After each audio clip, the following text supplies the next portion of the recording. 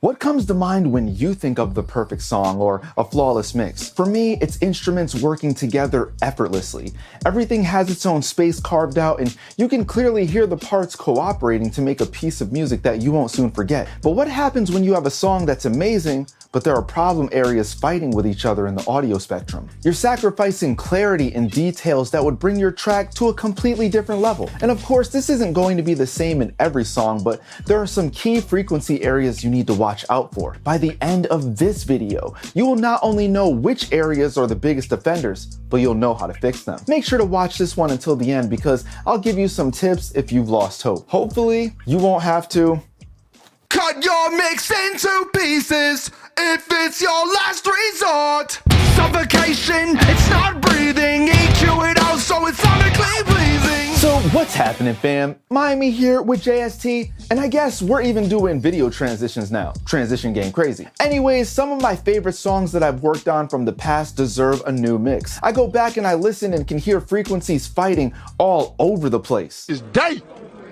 To this day. And I think the reason I didn't realize it so much then was I didn't have people pointing these things out to me. After it was constantly brought up by peers, it was drilled into my head and I learned to not make those mistakes again. And hopefully I can be the one to save you all from having to learn the hard way. There are fighting frequencies all the way from your high end down to the sub response. And I want to see your sub response by having you hit that sub button. And since we're talking about EQ, make sure you hit that bell so we can be additive to your day when new videos come out. Transition game, level up. Frequency area 1 to 3K range.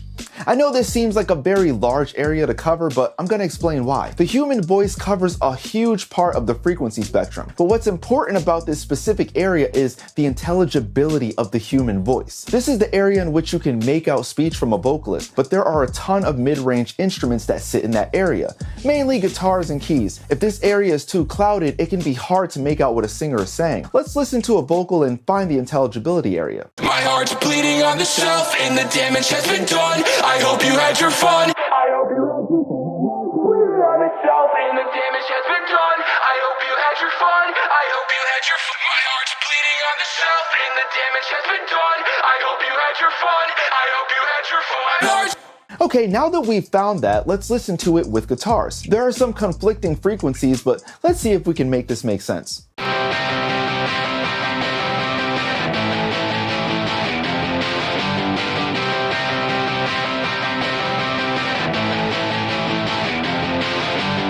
My heart's bleeding on the shelf and the damage has been done. I hope you had your fun. I hope you had your fun. My heart's bleeding on the shelf and the damage has been done. I hope you had your fun. I hope you had your fun. My heart's bleeding on the shelf and the damage has been done. I hope you had your fun. I hope you had your fun. My heart's bleeding on the shelf and the damage has been done. I hope you had your fun. I hope you had your fun.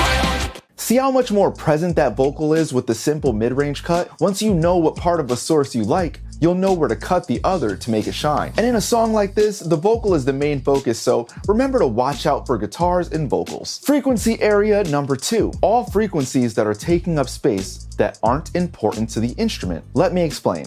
All instruments have frequency ranges that are integral to showcasing it in a mix, but there are also frequencies in a source that are doing nothing but cluttering up the track. It's similar to the concept of rolling off 20 hertz from every track so there's no sub buildup. But I'm still trying to build up my sub, so make sure you hit that subscribe button. Transition game's insane today. I promise that was the last one. If you didn't sub by now, I don't know what to do for you.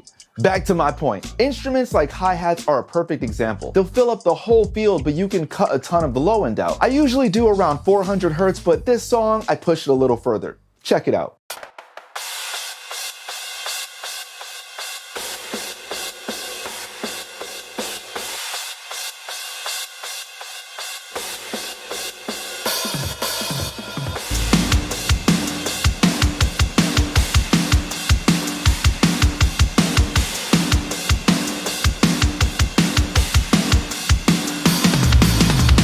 Do you see how drastic that was? It doesn't even sound like the same drum mix. And that means all that nastiness was clashing with kick, snare, bass, guitar, vocal low end. Let's try it on bass. You'll need to listen on good speakers for this.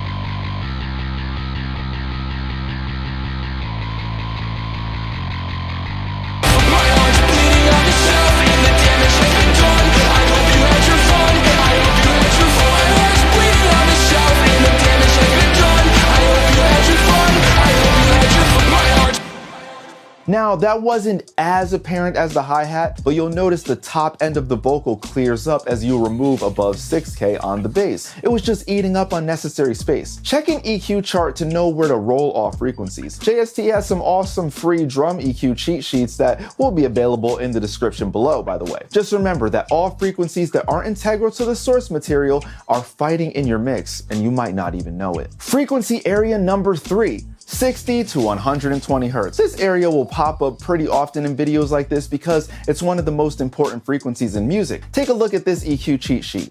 As I've explained before, this is an extremely popular area for kick and bass drum to fight with each other because the fundamentals of the instruments are in the same area. But unless you're doing double bass here, the kick is mainly going to be quick transient information, while the bass will be a steady, constant holding the low end of the song together. So I got some comments asking about the kick and bass trick that I was talking about. Basically, I boost either the kick or bass around 60 Hertz and then boost the even order harmonic on the other. It makes them gel a little bit more in my opinion.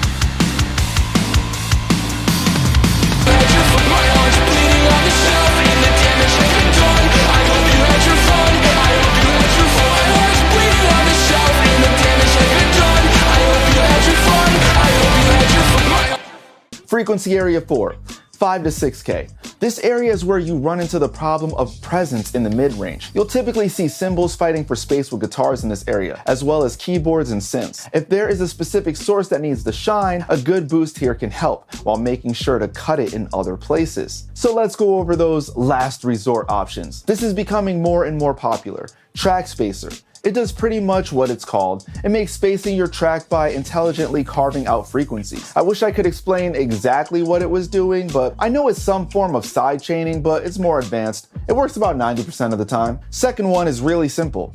Panning. When you run into an issue where you have problems with lead guitars fighting with vocals or piano, sometimes the most simple thing you can do is get it out of the way. Most people aren't listening to your mix on a mono source, so this is an easy way to get some clarity in the mid-range and high-end. Side chaining. If my kick and bass trick didn't do the trick for you, make sure to try side chaining. Instead of making frequencies coexist, they duck one another with compression. I do an in-depth explanation of this in my video 4 side chaining tips to level up your game. And sometimes it's as simple as just turning it down. Faders were invented for a reason, people, so make sure that your balance is correct. A few more are multi-band compression, mid-side processing, and way too many things to put in one video. If you'd like me to expand on this topic, let me know in the comments below. I hope you enjoyed watching this video and the frequency areas that are usually clashing in a song. Once you've got this under your belt, you'll be one step closer to making the perfect mix. If you're an engineer on the come up, give this video a thumbs up.